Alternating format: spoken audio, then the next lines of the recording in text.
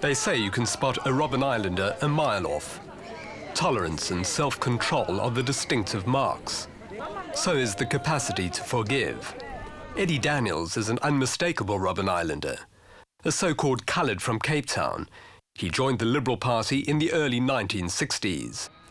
But he was convicted of involvement in the sabotage activities of a violent offshoot, the ARM. He still remembers the feeling of sheer terror when he arrived on the island to start his 15-year term.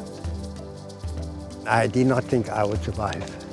I was lucky I did survive. I survived because of the wonderful example set to me by Mr. Mandela, Sisulu and others, and because of world pressure on the government. Unlike Eddie Daniels, who was brought to Robben Island by boat, the Rivonia trialists were flown in. They could never take a chance and bring us by road because they feared that people may have organized something and to rescue us, whatever. And so they couldn't take a chance. They immediately flew us from Pretoria in a military plane direct to Robben Island. We landed there at 9:15 in the morning. When Nelson Mandela and his fellow Rivonia trialists arrived on Robben Island, it was a grim, overcast day, probably an omen of things to come. The prison was clearly being geared up to receive many more long-term prisoners. The warders were surly, and stories about brutal assaults on prisoners were soon doing the rounds. The first years were bad. The thing is, first of all, they removed all the black warders from Robben Island, so there were only whites. And the first lot were old, experienced, verkrampte warders.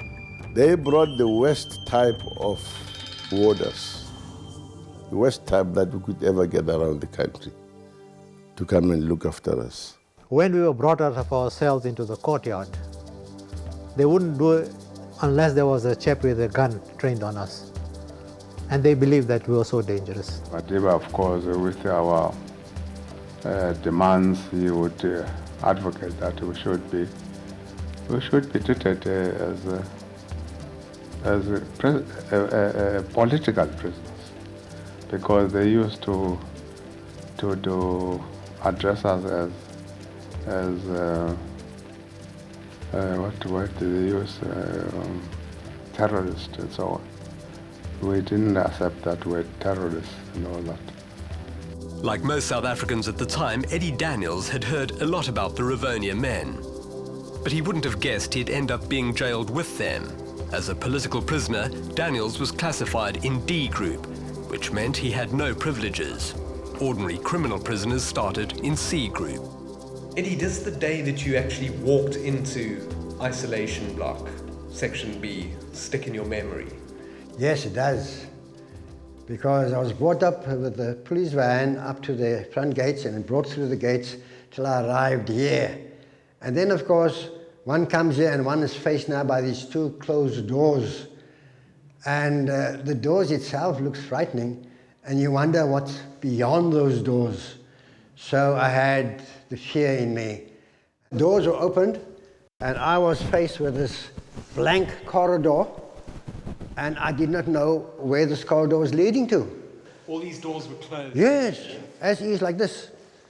And so you look in the blank corridor, you see, and I'm just looking up, and that thing wasn't there. It was all, I didn't know how far I had to walk, and it was just grey and cold and frightening. And so you notice it's a double lock. The door down there has got a single lock, so it's really tight. You wouldn't have had the key? No, but since then I've attained the age of 21, so now I've been given the key. Amazingly cramped quarters. And, it is small, but we survived, you know? We did survive. How were things arranged in here? Well, we would have our mat on the floor around here. You know, we had a coir mat and a little felt mat, and that would be the floor. And I'd have my bucket here, and that's it. In Long Walk to Freedom, Nelson Mandela describes Eddie Daniels as one of his greatest friends in prison. Daniels repays the compliment effusively. Isolated and alone when he arrived on Robben Island, Mandela was the first to show him any warmth.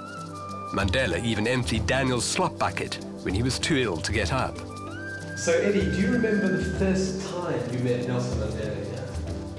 Yeah, I remember the first time. When I was brought to the section, I was isolated from everybody else the first 3 days. And then the 4th day I was allowed to go out in the yard and work. And the afternoon, when we finished working, we would all go to the common toilet and the shower, although we weren't allowed to shower there, but we would go there. And as I was walking along, this big man stood in front of me, and I looked up and I saw it was Mr. Mandela. The first time I met Mr. Mandela in the flesh, I knew about him, but the first time I met him. Then I said to him, good afternoon, Mr. Mandela. And he said to me, the name is Nelson. And we shook hands. Let me take you to Mr. Mandela's cell. It's quite some distance from yours. Yeah, it's number 5. Now, as I told you earlier, you know, we were put in different cells, but eventually the warders got tired of pushing us around, and then we were just allocated to our particular cells where we stayed. Mr. Mandela stayed in this cell.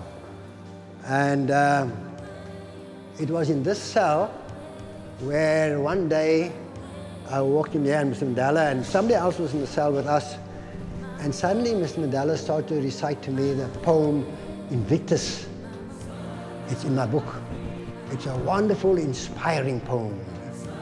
And the 2 last lines ends with, I am the captain of my soul, I am the master of my fate. And I was a high school teacher as well, and I taught my children that poem every year. And in the final analysis, I say, you make the final decision. You see? We can guide you, we can advise you, but you make the final decision. You are the captains of your souls. You are the master. But there were times when it was simply impossible to put a brave face on things. Eddie Daniels remembers Mandela's utter devastation after hearing about the death of his mother and later his eldest son in a car accident. What Mr. Mandela would do, he'd come and you'd wrap a blanket around him. You would actually wrap his pain inside his body. And he would stay there, and then Mr. Sisulu would go in. And he would then go to Madiba and ask him, you know, what is wrong, and Madiba would tell him, you know, I've been informed my mother's dead. And what can you do? You know, then Mr. Sisulu would comfort Mr. Mandela. Mr. Sisulu would kneel next to Mr. Mandela and just hold his hand, you know, and comfort him. This was the intercom section here at Robben Island. And as you can see, this was B section, A section, C section. Even in the most desolate moments, the political prisoners never had any real privacy. The intercom system which you press and you can talk to the prisoner. Or you can listen into him to the cell, listen what he's doing, what is going on in the cell. For the first time, Eddie Daniels is being shown the device that was used to eavesdrop on them. At the flick of a switch, a warder could monitor the goings-on in any cell. In those years, the contraption wouldn't have been out of place in a science fiction movie. Eddie, did you know that they could listen in on your conversations or eavesdrop in what was going on in the cell? I was not aware of it. As a matter of fact, this is quite a revelation. I can see we were actually sitting ducks in the sense is that we did not realize they would be eavesdropping on us in every single cell. That is quite a revelation. Yeah, I can imagine. The prison censor's office was perfectly positioned above the cells where Nelson Mandela and the other famous political prisoners were held all those years. This was effectively the nerve centre of the prison, where the warders could play God, able to cancel a prisoner's privileges on a whim. Christo Brunt, who became Mandela's chief warder, worked in the censor's office for a time. But I want to show you some hole here. Behind this equipment, we have monitored the prisoners from here. It means we go onto this roof. On top of this roof, we always have overalls here. Then we have some box which we plant through next to the light fitting. Eddie Daniels was right. The prisoners were sitting ducks. The ceiling of Nelson Mandela's cell, where he spent 18 years, is just to the right. The warders could hear everything. At first, the prisoners could write and receive only 1 letter every 6 months. They could also only correspond with their immediate family. There were stringent restrictions on letter writing.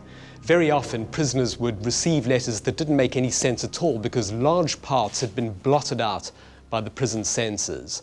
This happened to Nelson Mandela's first letter from Winnie. Censored portions of letters were also sent to the Commission of Prisons in Pretoria as part of the state's intelligence gathering process. My very first letter that I got, they didn't give it to me on the grounds that its contents were objectionable. I got the letter 18 years later, the day I was transferred to Portsmouth Prison. And the objectionable part was a little paragraph that said, there's been a change of government in Great Britain, Harold Wilson and the Labour Party are now in power. You see? Now, for that they withheld the whole letter from me. Over time, about 30 political prisoners were locked up in Section B, or the isolation block as it was known. Not all were members of the ANC, some were from the rival PAC and other smaller organisations. There was some amazement at the government's decision to concentrate political prisoners on Robben Island. Nelson Mandela reckoned it was a big mistake because it allowed the political parties to find common ground, something they weren't able to do outside jail. The fact that, the prison authorities treated us as if we're all one thing, they all called us pocos, it actually made us think that, as far as the white are concerned, the oppressors are concerned, we were all just one, and it was senseless for us always to be dwelling on our differences rather than on the things that unite us. When we had quarrels among ourselves, when our organizations would break up, the committee would break up, Mr. Mandela, in spite of his powerful position, he would go around in a very humble way and speak to the leaders of the other organizations in his personal capacity, persuade them, let us come together, let us fight a common foe, let us unite. He would go and persuade people who didn't have a tenth of his clout, but he would go to them and plead with them to come together. He's tremendous. Whenever new people came in, new prisoners came in, he made it a point, particularly if they came to our section, of spending time with them and learning from them what their experiences were, what was happening in the outside. The political prisoners, or politicals as they were called, were able to communicate while carrying out their ablutions in the shower room. For Mandela, it was an opportunity to get to know some of his rivals. But it was still a frustratingly small world. About 30 of us, including the Rivonia 7, we were isolated from the rest of the prison community, completely isolated. You got to know, while on prison, almost everybody. We were a small group, after all, about 30 in our section. And you are meeting the same people every day of your life. There was little or no variety in the prisoners' routine either. They initially spent their days in this enclosed courtyard.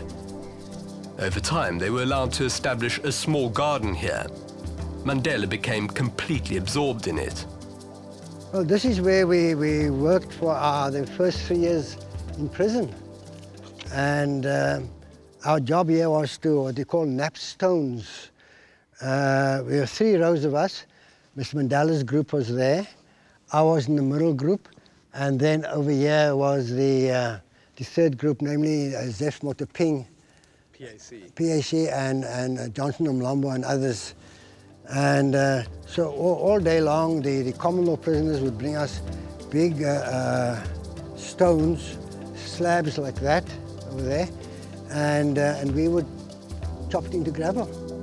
And that's what we did day after day after day. The monotony of breaking stones ended when the prisoners were packed off to the island's lime quarry. The work was much more strenuous, but some of the prisoners were only too happy to escape the confines of the courtyard. The lime quarry was the centre of Nelson Mandela's life for 13 of the 18 years he was on Robben Island.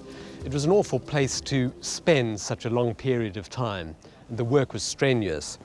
Now, lime is the soft, calcified residue of seashells and coral, and it's buried in layers of rock.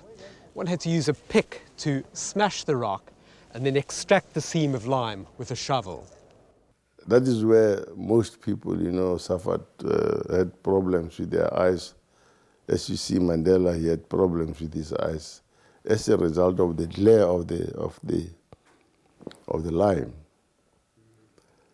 We worked hard at that quarry for more than 10 years, I think. The dust, when the wind blew, we were caked in dust, really. And the heat, of course, was intense. South African summers are intense. And then the glare of the face adds to the discomfort. But everything is relative. We prefer this than working in the yard. To what extent did the warders push you to work harder here? Well, at times the warders would be a bit relaxed. We had to fill a quota. We refused to work according to quotas. We always got into trouble. Later on, they allowed us to work more or less at their own pace. But when there was trouble outside, we would be pushed. And the lorries would come, and we knew that something had taken place outside. Unpleasant to the government, and they had taken it out on us. And this cave? This cave was here when we came to the quarry. It was overgrown with brush, and we cleared the cave from the brush, and of course in the process a large number of mole snakes came out of the cave. Well, they disappeared because we had now occupied their home, and of course they're non-poisonous snakes. But then subsequently we used this cave as a toilet. We had a bucket here, and also we would use the cave if we had some contraband, a newspaper or something else we wanted to read or hide, then we would come here and utilize the cave for that purpose. This was part of the warders' daily ritual, checking that the bars in every cell were intact. The prisoners were under continual surveillance. At night, we will just come and monitor through the windows. And we will greet the prisoner. Sometimes the prison will open, we'll chat a little bit, and we walk on. So we will go through each prison at night. After 9 o'clock at night, you will warn the prisoners. Sorry, let's put away your study material. You're not allowed to study further. Because supposed to be lights off. Lights has never been switched off. But we call lights off, you must stop studying immediately. If you come back later, sleep. they must come to rest now. They must come to rest and they must sleep, at least. They must sleep now. So if you find a prisoner again, you will just take his name and number down. And the next day we will confiscate his study material. You go for a hearing or what we call charge. We will charge him for studying after hours, and then he will lose his studies for the year. The opportunity to study was precious. Nelson Mandela pursued the LLB degree he'd abandoned in the 1940s. Soon after arriving on Robben Island, he pleaded with the authorities to let the atmosphere of a university prevail. We took a decision right from the beginning that we have got to make use of this period in prison, to improve ourselves, study, have a wider horizon of life, and so on and so forth. Many political prisoners, like Eddie Daniels, had been poorly educated. Some were even illiterate. At first, classes were informal, taking place during work in the quarry, but they became more organized as time went by. It was here where I got quite a portion of my education. I came to jail with a standard 6 education, grade 8. And when you were allowed to study, I was one of them who managed to take advantage of the situation. And we would come to jail, we'd come to the quarry from jail, and 3, 4, 5 of us, prior to coming to the quarry, we would prepare our lessons. And we would, for example, have a history class. And then we would take our picks and shovels and work at the face. But the 4 or 5 of us would discuss history. While you were working? While you were working, very surreptitiously, of course. And then we slowly, surreptitiously, would break up and then form a new group, and we would do Afrikaans or English language or whatever else we were studying. And so we'd spend 6 hours studying. Every day at the quarry, we will find people standing in groups, pretending to be working. We are studying. Our slate or exercise book is the ground. You write with your foot there and pretend to be working or use your finger. There were, for example, other people from the Transkei who had no clue about what education was about. Absolutely raw, illiterate. And we helped them to be able to, at least to read. Dr. Cedric Isaacs is another ex-political prisoner who arrived on Robben Island about the same time as Mandela. But he was kept in the communal cells and worked in the stone quarry, not the lime quarry. He keeps a chunk of rock on his desk as a memento, not that he needs any reminding. For him, studying was a way to cope. He ran the educational program in the communal cell for most of the time he was on Robben Island. I got about 4 university degrees. I did a BA degree, I did the information science degree, I did an honors degree, and I started a master's degree there on the island. And there were many people who studied, and I think that kept your brain cells going. There's a saying that which keeps you young is the activity of your brain. And I sincerely believe that. I'm 65 this year, and I've got a biological age a lot more earlier than that. And I think keeping people mentally active is that which actually caused them to resist the effect of imprisonment. It was a miracle any studying took place. Life in the communal cells was apparently far more hellish than in Mandela's section. My jaw was broken after they found a radio with me. And they pulled off my clothes and put me in chains and left me there in a cell during winter, never mind what happened. In the section where we lived, there was never any physical assault. Never. Not in the section where we lived. Yeah, there were people there who had been assaulted when they were in the communal cells. But once they joined us, there were never any assaults, physical assaults, you see.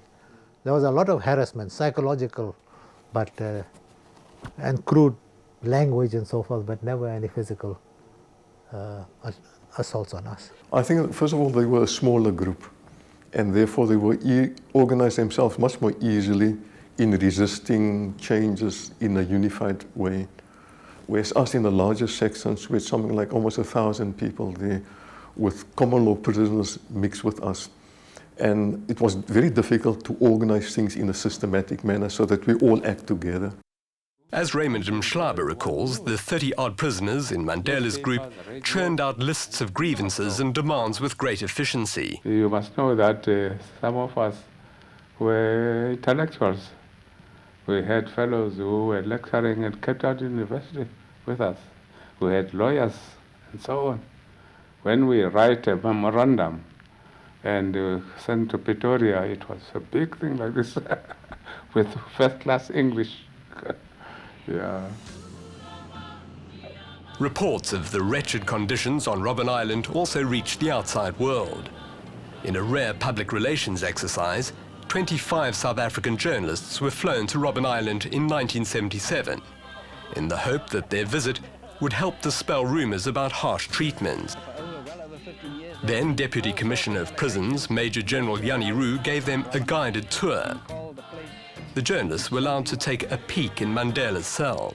What is 466 for? 466, that is his prison number. This has got something to do with his study hours. He's allowed to have late lights till 2300 hours for study purposes. Next to the ripening tomatoes, presumably from Mandela's garden, is a striking picture of Winnie. Mandela dusted it every morning. There was also a National Geographic photograph of a woman from the Andaman Islands between India and Malaysia. Mandela apparently joked that it would make Winnie jealous. By now, proper beds had replaced mats on the floor. The famous prisoner was nowhere to be seen, although some of his fellow inmates, including a youthful-looking Eddie Daniels, stood at their cell doors while the journalists passed through. But Mandela was eventually spotted clearing weeds from a path. He made no attempt to speak to the journalists. All they got was his defiant, unsmiling countenance. This is believed to be the only television footage of Mandela during his long incarceration. It wasn't shown in South Africa at the time because of the complete ban on pictures of Mandela. But rosy accounts of the journalists' visit to Robben Island did appear in some newspapers. The anti-apartheid politician, Helen Suzman, was much harder to impress. She made it her business to keep an eye on the political prisoners' welfare. Conditions on Robben Island started to improve after her first visit in the late 1960s. One brutal warder, who had a swastika tattoo, was removed on her insistence. I was able to go around. I did go around. I went into the kitchen. I saw the sort of food they were getting. I'm sure they were tarted up for my visit. I remember on one occasion the chap who was peeling pumpkins said to me, "Oh, I knew something was going to happen. We haven't seen green vegetables for months." But it was visits from family and friends that meant the most to the political prisoners. Initially, they were allowed only one visit every 6 months. They were so-called non-contact visits and would take place in these dreadfully impersonal booths, with the prisoners on the other side of the glass. Nelson Mandela would look desperately forward to Winnie's visits, but when they happened, they were invariably frustrating. The warders would monitor their conversation, and if they veered from family matters, the visit was abruptly terminated. The warders were very vindictive, or the authorities were very vindictive, because they would deliberately send our visitors wrong permits, so that the visit would be arranged, and then when they come along, they wouldn't be allowed here because they had the wrong permits. Or the prisoner would be informed that the visitor's not here, even though the visitor's here, if they wanted to be spiteful to the prisoner or to the visitor. That almost broke him. But he was really unbreakable. This is his strength. In prison, I think Madiba grew spiritually in a way he had not done outside of prison. So I think it is his spiritual strength and his total belief in himself and in the knowledge that what he did was correct, was the right thing to do. Eddie, so after another day on Robben Island, what sort of thoughts, feelings do you come away with? Well, I come away with a feeling of satisfaction. Satisfaction in the sense is that I can go to Robben Island and leave when I want to leave. And also knowing, not in any gloating form, but knowing, that we had won the war. Our norms and our values have triumphed. But the victory Eddie Daniels talks about was still a long way off when he was released from Robben Island in 1979. Nelson Mandela and 3 other Rivonia trialists made the same ferry trip to the mainland a few years later. Unlike Daniels, they were merely swapping one jail for another. Pollsmoor Prison outside Cape Town is in an unlikely setting. Smart suburban homes and vineyards surround the sprawling brick complex. Nelson Mandela was puzzled by the sudden transfer to Pollsmoor Prison. He reckoned that the authorities resented the influence that he and his jailed colleagues had over fellow inmates at Robben Island.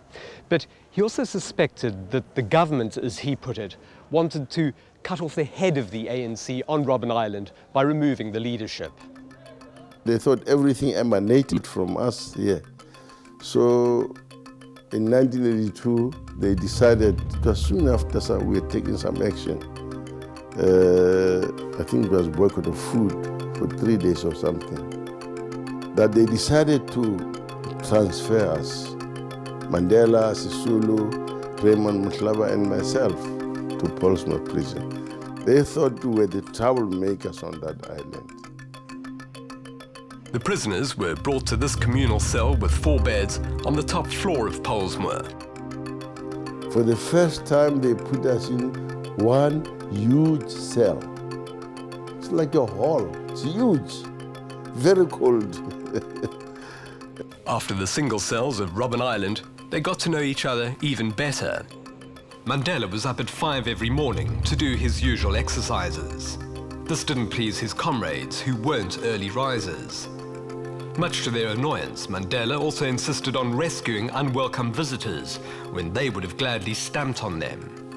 After so many years on Robben Island, Nelson Mandela found Pollsmoor a different experience, a world of concrete, as he put it. Despite its modern appearance, the prison accommodation at Pollsmoor was archaic and dirty, but it did have its consolations. Their treatment was better, the food was superior, and they had greater access to newspapers and magazines. And since Pollsmoor was on the mainland, Mandela felt more connected to outside events, particularly the intensifying struggle against apartheid. Mandela had been gratified by the emergence of a new, more militant generation of young black leaders after 1976. Protests against Afrikaans as a medium of instruction in schools in Soweto triggered a bigger uprising around the country, which lasted a year. The apartheid government used a mixture of brute force and piecemeal reforms to try to suppress lingering opposition. But the emergence of the United Democratic Front in 1983 and its confrontational approach showed that, if anything, resistance to apartheid was gathering momentum. For a time, Mandela could only look on with a frustrated detachment as the government and its opponents squared up. This big L-shaped terrace on the roof of Pollsmoor was where Nelson Mandela and the others would spend most of the day. The walls are so high you can see only the sky, except in one corner where the ridges of the Constantioberg mountain are visible.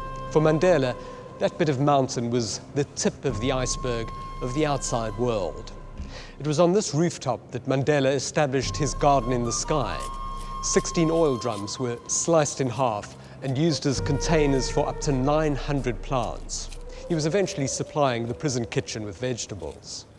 Christo Brunt, the affable warder who was transferred from Robben Island, helped Mandela get the garden going. He was directing the garden. Every morning early up, he's there to see his plants. Then some insects attack his plants. Then we organized a Sergeant Buta that time from the garden service to come and spray some poison or whatever to kill these small things on his tomato plants and things. But he was very keen on his garden. Every day he was with the garden, watering the garden, sitting there. We told him last time he mustn't look too much, that things won't grow, because he must come away, but he was really keen on his garden. Brunt was the kind of warder that Mandela cultivated. The relationships he developed with the predominantly Afrikaner warders perplexed some of his fellow prisoners. Ladies and gentlemen, we're going to But show it you was now typical of a Mandela's renewal. pragmatism. It's even been suggested that through these relationships, he was able to understand the mindset of white Afrikaners, which would help him in later negotiations with the government. He never was intemperate towards the warders. At the same time, he never was weak towards them. You know, he didn't say yes, pass all the time. He didn't use those kind of words also. He was always at a level. But his also important principle was that these warders in particular were just as much prisoners as we were. You know, they were prisoners of their own ideology, where they came from. Promotion of prison officials depended on carrying out the policy of the government. And those days, the policy was very reactionary. But in every community, no matter how cruel they are, you will find some people who are humane and who do not want to be associated with any cruelty. And this happened also with Afrikaners. There were some of them who questioned what was being done to us. By the mid-1980s, the country was in turmoil, with protests against apartheid escalating. Political unrest seemed to have become endemic. Against this backdrop, President Botha offered Mandela his freedom, provided he renounced violence. Botha was responding in part to the growing international clamour for Mandela's release and in the hope that it would help diffuse tension in the country. In a careful response, read out by his daughter Zinzi at the Jabulani Stadium in Soweto, Mandela flatly rejected the offer while keeping open the option of negotiation. They were the first words anyone had heard from Mandela since his speech from the dock in the Rivonia trial. Botha realized he had painted himself in a corner by demanding Mandela to forswear violence in exchange for his freedom. Any backtracking would make him look weak, so he started searching for ways out of his dilemma. The alternative is murder. Dr. Neil Barnard was appointed head of South Africa's intelligence services when black opposition to white rule was intensifying. He was only 29 at the time. Despite the apartheid government's defiant stand to the end, he says for him the writing was already on the wall. South Africa in the early 80s were a troubled land. In actual fact, we were in the grip of a revolution, so to speak. And the NIS, the intelligence service, which I was the head of, fairly early in the 80s started to take the line that the only way out for all South Africans would be a political solution. This Cape Town hospital is part of South African history. Nelson Mandela underwent surgery here for an enlarged prostate gland in 1985. Dr. Ntato Motlana, the Mandela family doctor, helped assemble a team of top medical experts. We had 4 or 5 urologists, world's top urologists, and in the end we had to decide who would operate. And Mr. Mandela was asked who would he rather have operate on him, and he chose the prison doctor, a Dr. Lopsha, who'd been looking after him all those years. And I've always said, you know, when I tell the story, that it shows the kind of man Mr. Mandela was. Here is a prison doctor, an Afrikaner to boot, chosen above all these wonderful Jews and Frenchmen to operate on him. It was a very successful operation. P.W. Botha's government apparently showed unusual concern about Mandela's health because of a grudging but growing acceptance that there could be no political solution without him. The state was concerned about Mandela's health. I mean, the fact that they allowed all these top specialists from all over the world to congregate at the Falls Hospital to make sure that nothing happened to Mr. Mandela showed how concerned they were. I mean, suppose Mandela was to die in prison. I mean, they knew that this country would go up in flames. The hospital was swarming with police when Nelson Mandela was being treated here. There's a story that one jumpy policeman accidentally fired his gun. The bullet hit him in the foot and then left this hole in the floor here. The medical staff now refer to it as Mandela's hole. An apartheid government heavyweight, the Justice Minister, Kobie Coetzee, paid him an unexpected visit. Coetzee was in charge of prisons, effectively Mandela's jailer. He was amazed at Coetzee's friendliness. Reading between the lines, Mandela was convinced Coetzee was putting out feelers. After his operation, Nelson Mandela didn't rejoin his colleagues in their communal cell on the top floor of Pollsmoor. Instead, he was brought to this one, on the bottom floor, in an entirely different wing. It was palatial by prison standards, 3 rooms with their own toilet, but it was damp, musty, and there was little natural light.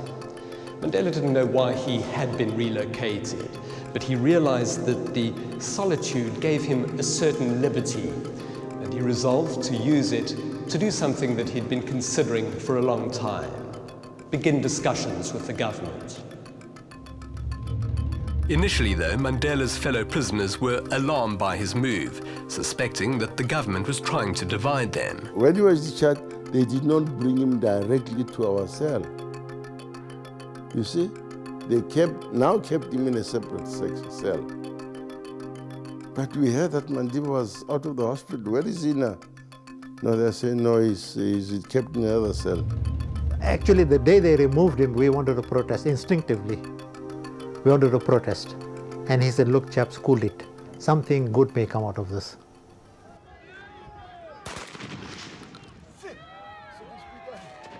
As the violence worsened in the 1980s, Mandela became increasingly worried. He feared it might become so bad nobody would be able to control it. The government seemed to be playing a double game. It brutally suppressed political protests while toying with the idea of more political reforms. In the loneliness of his cell, Mandela decided he had to do something. He asked to see P.W. Botha to discuss the possibility of a negotiated settlement. It's very clear that Mr. Mandela himself at the time made some overtures towards the South African government, then Minister Kobie Coetzee in particular, to start a process of negotiations. But he didn't consult with us. And he admits, why not? He expected opposition. So that's why he said, let them leave him alone. And he started talking to these guys. When we informed him where we were going to take him to, we didn't discuss... Christo Brunt drove Nelson Mandela to his first secret meeting with the Justice Minister, Kobie Coetzee. The venue was the minister's official Cape Town residence, Savernake. Brunt said Mandela seemed none the wiser what the nighttime excursion was about. He was also surprised to be going out at night. He was, looked for us, very surprised where he's going to. And presumably you had the security police in tow? Yes, at the back of us was security police escorting us, and even in front of us was security police escorting us to this house. This is Savernake now? That is Savernake, and always when we get here, in front of the gates was always police guarding the place, and then they let us in immediately because they know and expected us. For a while, Mandela's forays to Coetzee's house took place without the knowledge of his fellow political prisoners. But Ahmed Kathrada remembers it was Christo Brandt who eventually let the cat out of the bag. He says, I want to tell you something, but you're going to tell the others. I said, well, don't tell me, I didn't ask you. He says, last night we took Mandela to Kobe Coetzee's house. That was enough. We didn't need any more information. This was confirmation that Mandela is talking to the other side. He then called us to a meeting to come and inform us of the discussions that have taken place between himself and Kobe Coetzee. When he's taken the first step and started talking, he then decided it's now time to tell us and discuss with us.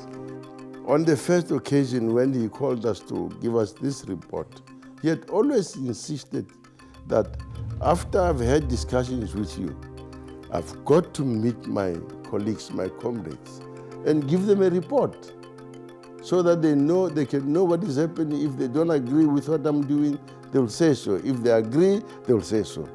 I can't do things on my own. The first two, that is Mlangeni and Klaba, their reaction was, look, there's nothing wrong with it. Why didn't you not start earlier? Talking to these chaps. We said, if they want to talk, let them talk. Let them talk to you. They did not want to talk to us. They spoke to Mandela because apparently they thought Mandela was more amenable than some of us. Comes Walter Sisulu. Walter says, there's nothing in principle against this, but the initiative should have come from the other side. Mandela says, well, once you agree in principle, the rest is not important, where the initiative came from. Then it came to me, and he says, we were on different wavelengths. I was completely against it. At times, the process was deeply frustrating for Mandela. He was unhappy about acting on his own, and there were long periods when he'd hear nothing from the government. As the violence spiraled and South Africa's international isolation deepened, P.W. Botha hardened. But there was a growing sense in some official circles that a deal with the ANC had to be struck before it was too late. From our side, the NIS side, we very clearly took the line, let us start negotiating while we are still in a position to really negotiate. Not like Ian Smith and the Rhodesians. Barnard, who was close to P.W. Botha, became the key member of a team set up to hold discussions with Mandela. Let me put this one quite straightforward. We thought from the very beginning that in Mr. Mandela, whatever one would think of him, there was a man who had a very clear view and a vision about all South Africans playing a role in a future dispensation. When Nelson Mandela finally sat down for his first formal talks at this guest house in Pollsmoor, the first issue to arise was the armed struggle. Mandela said in many ways this was the most crucial issue. The government wanted the ANC to renounce violence before it would start negotiations. Mandela's response, heard many times before, was that it was the government that was responsible for violence. And if it relented, so would the ANC. We had hours and literally hours and days of discussions on that. And I must say Mandela took one line and he constantly stated that. He said, it's not possible for me to renounce or end or stop the armed struggle. And the reason is quite easy. The moment I do that, I will lose any support with my own constituency.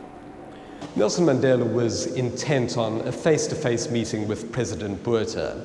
He started drafting a memorandum for the president, proposing a way out of the political impasse.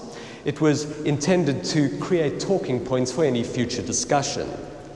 In it, he warned against the real danger of a racial war in South Africa and explained his objections to the government's 3 conditions for negotiations. In addition to the armed struggle, Mandela outlined the reasons why the ANC wouldn't ditch the Communist Party or back down on the concept of majority rule. He also made it clear that he was making the move without consultation with the ANC. After receiving hospital treatment in 1988 for early signs of tuberculosis, Mandela was transferred to a warder's house on a prison farm outside Cape Town. It was the first proper house Mandela had ever lived in. And all of us realized that we cannot keep Mr. Mandela in the prison in Pollsmoor for the duration of the negotiations. We should prepare this man for the day in which he will be the future president of this country. So we should have a situation where he could stay not in a prison, but under quote-unquote normal circumstances. When Nelson Mandela was moved to this prison house, he knew he was being prepared for freedom. But despite its obvious comforts and the fact that he was seeing more people than ever, it was a lonely and frustrating place. Here he was at the very centre of efforts to save the country from ruin. But the apartheid government wanted to extract what they could from him, and his colleagues in the ANC leadership were worried about what he might commit to.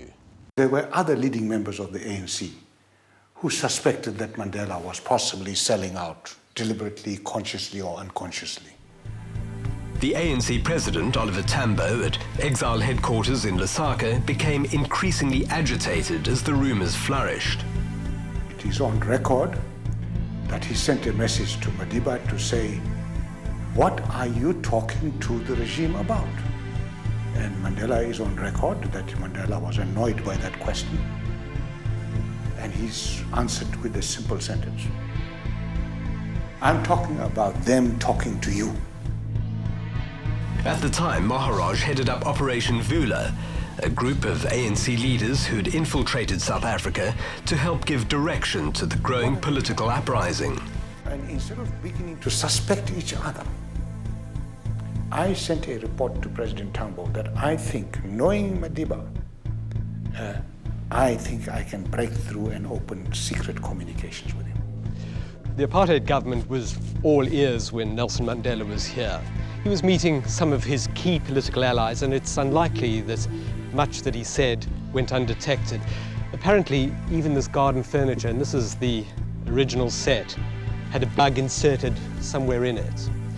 Mandela's lawyer, George Bizos, also used to joke about the bugs in the garden beds. And if we take the television camera over to this thatched boma, and I'm sure it was in much better condition when Nelson Mandela was here, you'll be able to see a hole in which a bug was apparently inserted. This tree, which provided a shady spot for Mandela to meet visitors, also concealed a listening device. Maharaj had to be careful about establishing a regular link-up with Mandela and Tambo. He got people visiting Mandela to slip him minute notes when they shook hands. A trick learnt on Robben Island, where Maharaj had grown close to Mandela while serving a 12-year sentence. When I left prison, we had agreed on one thing.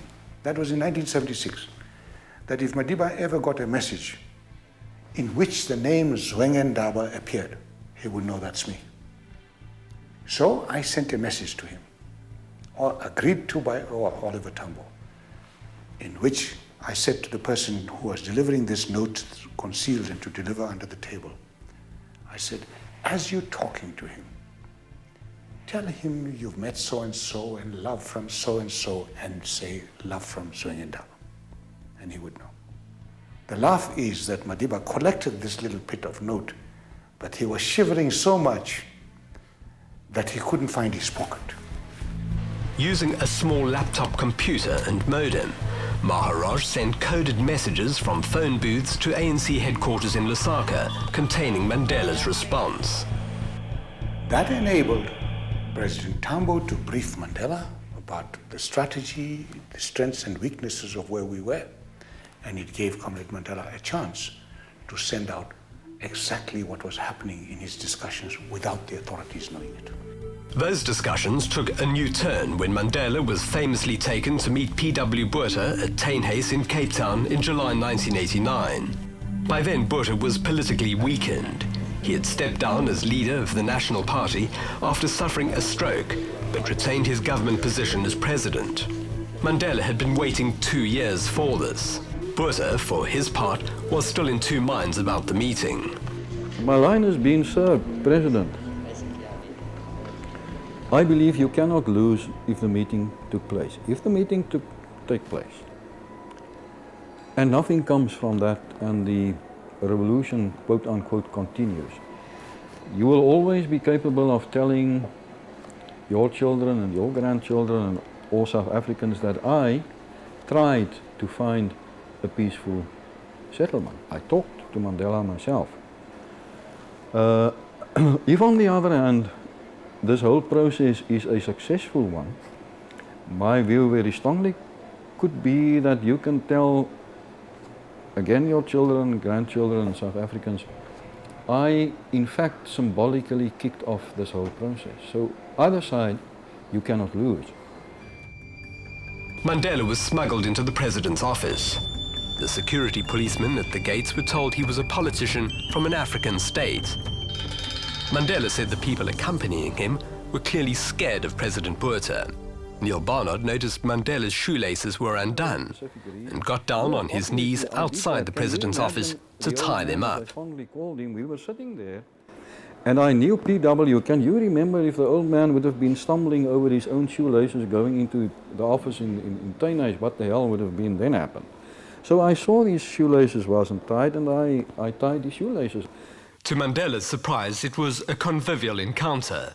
P.W. Botha even poured the tea. It was a very good meeting. They were talking about their health and about the family and about Savimbi and about Africa and about the peaceful process, but very deliberately. From both sides, they refrained from tackling issues in which they both knew instinctively they would perhaps become involved in heated argument. The meeting was photographed by one of P.W. Botha's aides. Neil Barnard, between Botha and Mandela, was beaming from ear to ear, looking as though he'd just pulled off a huge coup. Mandela himself, after that, was not very much impressed by this photograph. He took the line that the photo didn't, if I remember correctly, he strangely enough took the line that the photo portrays himself in some subservient way, if that's the correct English word, which I really cannot agree to, but he was not happy. He was afraid that here we were playing a trick on him, trying to take a photograph and we're going to publish that, etc., etc. And as you know by now, it never happened. Back at his prison house, Nelson Mandela was able to reflect on his meeting with President Botha. It didn't even last half an hour, but Mandela was struck at how friendly it was. He didn't regard it as a breakthrough in negotiations, but important in another respect.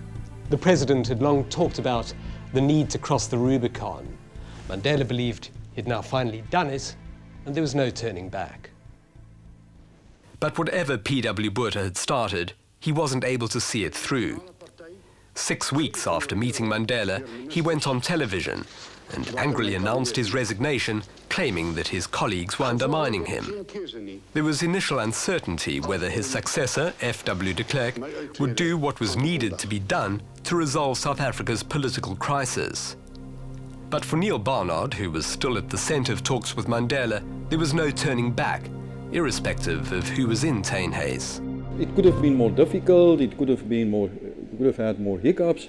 My point is, at the time when Mr. de Klerk became the president, the process has developed an inner unstoppable momentum which, in my view, almost nobody would have been able to stop in its tracks and turn it around. Then the pendulum, or the so-called Rubicon, to use that infamous expression, has been crossed. To show he meant business, de Klerk had to release the ANC leaders without conditions. The government was saying, if you were to be released, wouldn't you further the political activities? You wouldn't cause unrest in the country. They wanted assurance from us. That assurance we didn't give because we were not individualists, loose individuals. Our conduct was going to be governed by the feeling of our people. We said we are not committing ourselves to anything. If you want to release us, our release, all of us must be unconditional. And we are not going to be released and leave Mandela here. It was after Mandela had seriously persuaded us and said, chaps, I have been assured that they are sending you out, releasing as feelers, testing the waters, and that soon thereafter I will be released. We then agreed to that. Said, all right, if you are assuring us, and you have also been assured by the authorities that soon after our release you will follow us, then we accept our release. Then they released us. And as you know, that 4 months later, Mandela was also released. I am now in a position to announce that Mr. Nelson Mandela will be released at the Victor Verster prison on Sunday, the 11th of February, at about 3 p.m. President de Klerk wanted to release Nelson Mandela in Johannesburg, his home. Mandela insisted on being allowed to walk through the prison gates. When he eventually did so, he was completely overwhelmed by the thousands of well-wishers and hordes of news people who gathered here to greet him.